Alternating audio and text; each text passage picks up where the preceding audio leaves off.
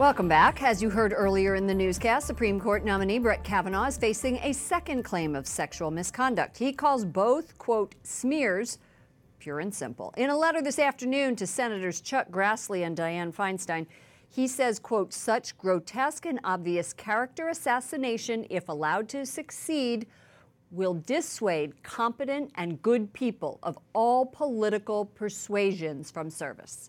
Joining me now for more analysis is Brian Darling, president and founder of Liberty Government Affairs. Brian, welcome to the program. Thanks for having me on. Judge Kavanaugh's letter seems to draw a line in the sand for himself and future nominees. Do you agree? Yes, I think Judge Kavanaugh has said that he's denied any of these claims to be true.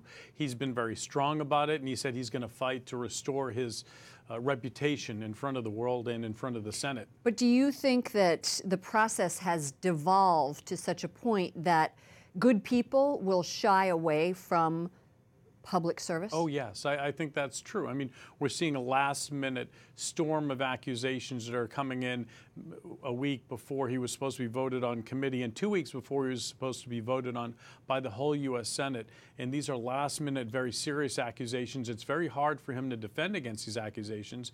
I can't see why anybody would want to subject themselves to being put through this type of a public ringer. Well, the partisan divide seems to just widen over this nomination. Democrats are calling for a postponement of any further action until there can be a thorough hearing or investigation of all sexual misconduct allegations against Judge Kavanaugh.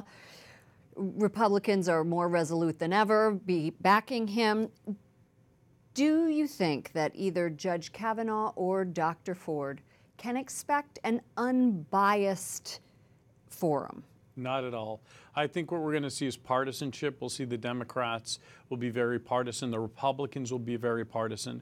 We've seen this whole process break down, and it's not a new thing. I mean, this is something that judges have gone through for a long time.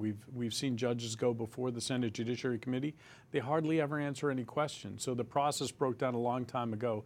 Now we have a situation where they have allegations, very serious allegations, and they're having a hard time handling them in an ethical way. I mean, both sides are going to be very partisan, and it's not going to be a fair process. The New York Times reported yesterday that Judge Kavanaugh plans to turn over personal calendars from the summer of 1982. Just as an aside, I'd like to say he is very organized. Presumably, this will document his whereabouts. As senators compare both accounts, what impact could this level of detail have on this testimony? Oh, it's going to have a lot of impact because ultimately the American people are going to watch this very closely. This is going to be a hearing that's going to be watched by all Americans. And we will see how the polls come out and how the American people react to see which witness they believe. And I think that will greatly impact this process because ultimately 90% of the Senate already knows how they're going to vote. There are a handful of senators it's two people, don't. Right? Yeah. Who this is really going to come down. In fairness to both sides, why not have the FBI investigate? Well, one, the FBI could investigate if the administration wanted them to investigate, but I think because actually the Senate could investigate on their own. And I think one of the problems is when you look at the FBI, they're part of the executive branch, they're part of the administration, and it would be more appropriate for something like this to be done by the actual committee of jurisdiction. They can do their own investigation.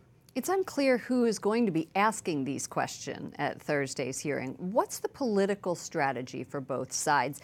Have both sides miscalculated how voters are going to see the politicization of sexual abuse ahead of the midterms? Yeah, I think Republicans, it's an all-male Republican dais. You have all Republicans, all 11 members are the Republicans are male. So they're going to have a hard time questioning a female witness. And on the other side, Democrats really can't overreach. They need to be very fair about this process because people are going to look at them and to see if they can be fair about treating this judge who has some serious allegations. I mean, the most serious of all allegations that could destroy his reputation. I think Americans will be watching how both sides treat this very closely. What does this confirmation vote represent to the president's base. Both pro-life and pro-religious liberty voters are hoping to see Judge Kavanaugh on the Supreme Court. That's right. I think that you look at Judge Kavanaugh's record, he's got a very conservative record. He's somebody who looks at the Constitution as it's written, and he's somebody who is consistent with the other conservative justices in the court. And many Americans voted for Donald Trump for one reason, to make sure he got good justices on the court. And so I think this is a very important issue.